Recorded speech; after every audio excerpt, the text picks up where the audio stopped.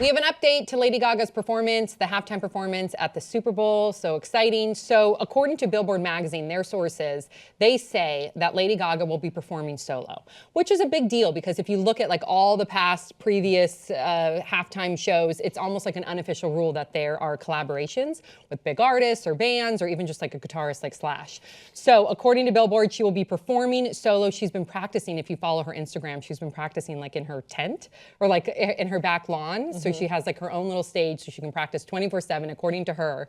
And then also there was some rumors, a number of different media outlets said that she is kind of like a gag order, like she was not allowed or she's not allowed to, if she performs, she cannot talk about anything about the election or Donald Trump because she's been such a staunch supporter of Hillary Clinton, so they were worried about that. That appears to be a rumor. We don't know either way, but according to the NFL, they told Entertainment Tonight, quote, "This was nonsense from people trying to stir up controversy where there is none. The Super Bowl is a time when people really come together. Lady Gaga is focused on putting together an amazing show for fans, and we love working with her on it. We aren't going to be distracted by this." So we shall see. Thoughts, 5 words or less. 100% all-American Gaga. Super Bowl sucks. Not the halftime show. Yes, It's not Damn. the halftime I show. feel I almost like get embarrassed, but I am one of those basic bitches that watched the Super Bowl specifically for commercials and halftime show. Sorry. I mean, that's why it's a spectacle. That's why they put that stuff in there so that they can attract a larger audience. Yeah. But for me, it's all stupid. I I don't watch football. I didn't grow up with Either do football. I. It's not like a Shocking. big thing. But I do watch the Super Bowl. I really like the Super Bowl for a similar reason. I'd say the entertainment factor. You have music. Usually you'll have some of the best musicians in the world in their prime performing. like Bruno Mars or Coldplay. Okay. Also, you know, you had Beyonce and Katy Perry, and now you have Lady Gaga. And in the past, we've seen. I really like Michael Jackson in the Michael past. Jackson. I know. And also, like Justin from Timberlake from and Janet Jackson. Oh no, yeah. yeah. the And then Nipplegate. following that, then we had, you know, Paul McCartney, which was also fine, which was great. But right, but it was a little different than like the Katy Perry. Like now they're going back to being a little bit more current. Are you- Whereas after the Janet Jackson, Nipplegate, Justin Timberlake scandal, the big thing was like, okay, let's make sure that everyone, no nipples. Okay, Paul McCartney, no nipples. And he was like, True. got it. Are you guys disappointed that she's solo? I know that a lot of people love seeing these all-star collaborations come to life, especially at the Super Bowl, because they're usually a surprise. And then No, I mean, so she's you want so solo. incredibly talented. And she's so versatile with her musicianship that I don't really think that she really needs a collaboration. I'm interested to see what sort of instrument she plays. I know she's been practicing the guitar more and more. I think that we're in for a real treat. I really do. And those people that are saying that she's not going to address politics, I don't know. I They're think crazy. I think she will. it's how can you 100%. not? What are Oh, you gonna do? Hassan, you Turn do. off her mic? 100% she's going to address politics. Like 100%. There's no way.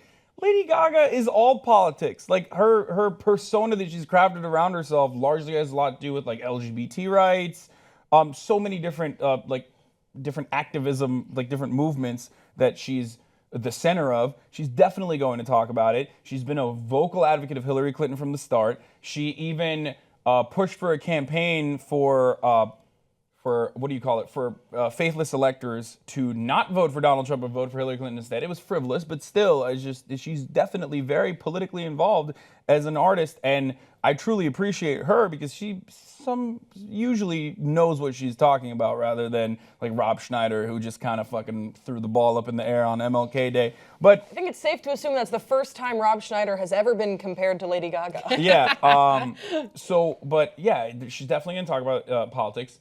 The NFL will lose their shit for a little bit, and it'll be controversial, and then that'll boost the ratings. What if it's a stipulation in the agreement, I wonder? I mean, she may not care, and good for her, because if I remember, it could have been a tweet, maybe it was a media outlet, but somebody had said that it was written in the contract.